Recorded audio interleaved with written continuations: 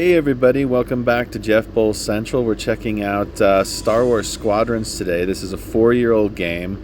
I did check it out 4 years ago, and I'm checking it out again here for you today because I feel like this is kind of an underrated gem in the EA Star Wars catalog. Hey, have you ever wanted to be an X-Wing or TIE fighter pilot?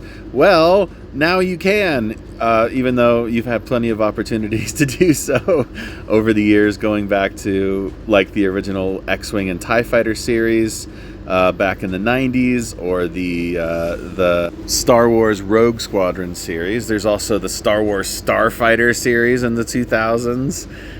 Even the Star Wars Battlefront series had some pretty compelling fighter combat occasionally, every once in a while. That kind of dovetails into this series because EA is responsible, or was responsible, for the latest two in the Battlefront series. And EA has a bad reputation amongst gamers, kind of a mixed reputation. We'll say it that way. We'll say it's mixed. That sounds more pleasant, right?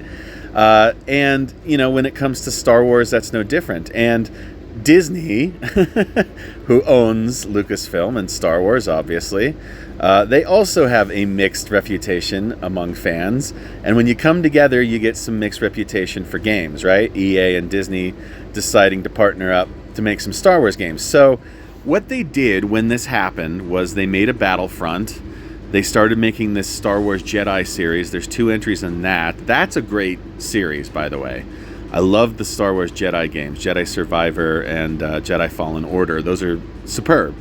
And then they made this game, too. And this never got a sequel.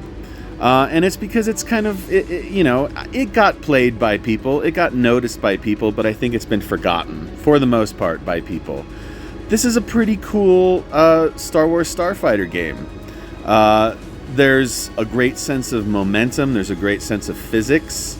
There's a great sense of movement. Having to dart in and around stuff to chase down your enemies, locking on, firing missiles, firing blasters, all that sort of thing. It feels really good.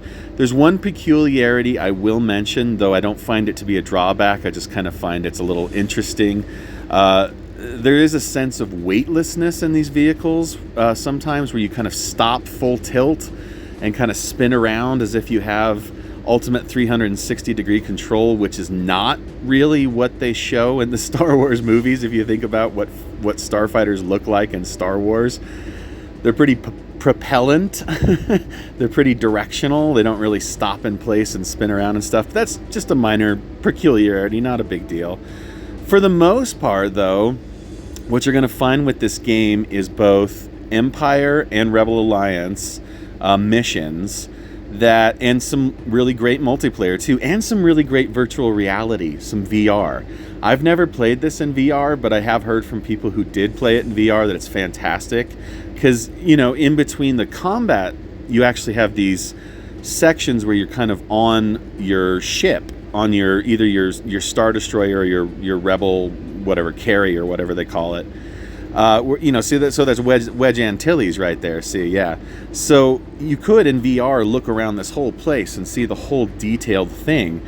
And I've said it before on other Star Wars videos, but the guys who make these Star Wars games, including EA, have always had access to Lucasfilm's full library of visual and auditory data, so that they can make this cockpit, this X-Wing cockpit, look like the real thing, right? So what's the real thing when it comes to a science fiction movie? Well, it's the thing that the actors had in front of them when they were in the X-Wing cockpits. That's pretty cool. It's cool to hop in an X-Wing, look around it, get into space, start dogfighting. Not a totally seamless experience, don't get me wrong. It's not like you're walking around the places, but you get to look around the place, okay, as you get your mission briefing. And, that's, looking inside the cockpit and seeing the fine detail of the cockpit. That's kind of insider baseball for some people. Some people aren't that big of a Star Wars fan. I kind of am. I love to see the detail in an X-Wing cockpit. It's a solid game. It's really nice action-wise. It feels really good moment to moment while you're dogfighting. And again, the attention to detail is fantastic.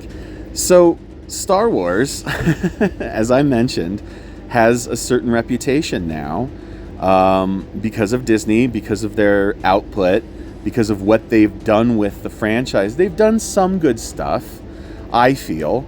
I feel like the first couple seasons of Mandalorian were really, really nice.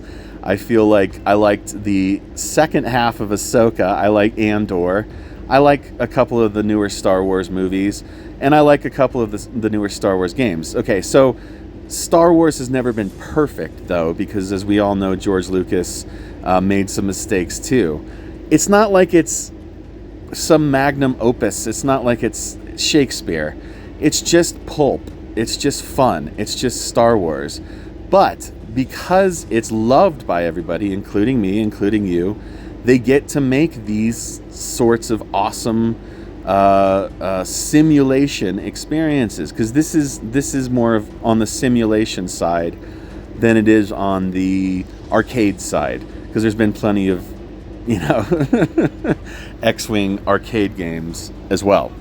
All this to say, if you're still on board with this franchise, if you're still on board to whatever degree you can stomach with Disney, and if you didn't mind the EA games all that much, or if you liked Star Wars Jedi more than Star Wars Battlefront, this is a good one. I'd normally give it an 8 out of 10 if I could, and I can, because it's my channel.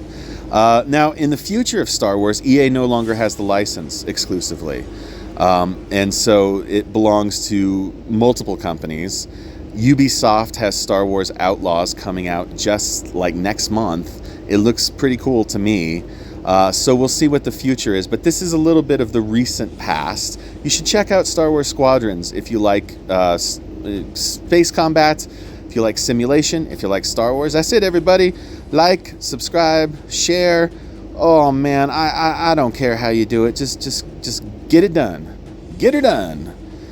Hoi.